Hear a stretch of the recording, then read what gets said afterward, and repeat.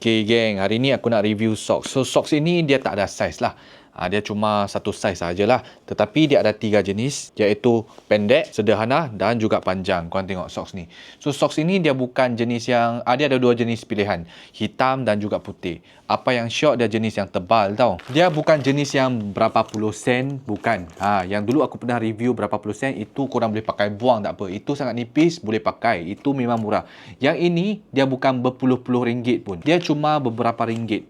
Dia depends on. Pendek RM3, sederhana RM3.5, yang panjang RM4. So untuk socks ini, kalau korang betul-betul pergi, aku tak cakap kedai Lok Joy Socks tak bagus, tapi kalau korang tak urgent, korang order je, dia sampai pun cepat. Lepas tu socks punya kualiti pun baik. Ni socks ni dia tak busuk. Korang pakai dia tak busuk. Korang tengok dia punya kualiti ni. Dia jenis yang tebal lah. Okey, jadi jenis yang tebal. Dia macam ada lubang-lubang sikit supaya kaki korang tak busuk. Sesiapa yang kaki hanya tu, kaki bau Hong Kong tu, ataupun kawan-kawan korang punya kaki jenis yang bau karipap tu, masa dia punya birthday korang beli bagi dia ni. Socks yang macam ni. Dia tak ada saiz. Dia cuma ada yang ni. Ni tinggi lah. Yang ni tinggi. Okey, korang tengok tinggi. Tadi punya sederhana. Jenama namanya Ecoism. Ecoism. So aku nak cuba yang pendek punya. Kalau korang pakai Nike, setengah orang dia suka pakai yang pendek, tak suka jenis yang pakai stocking. Yang ni pendek. Nampak?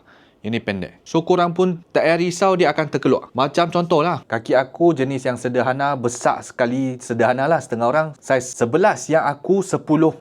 So kaki aku saiz 10 pun boleh pakai. Kaki bola keranjang ni. So yang saiz 7, 8, 9 memang sesuai lah. 10 pun boleh pakai dah. Nah, setengah orang macam nak style pengawas sedikit, pakailah yang warna hitam.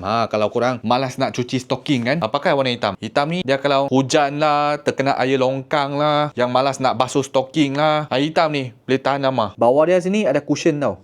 Sini dia cushion. So kaki korang kalau korang pergi ke hiking ke, vacation ke luar negara, korang pakai ni dia tak sakit. Jalan kaki pun tak sakit. Syok sekali, dia breathable lah. Sini dia macam ada cushion, sini dia breathable dekat depan.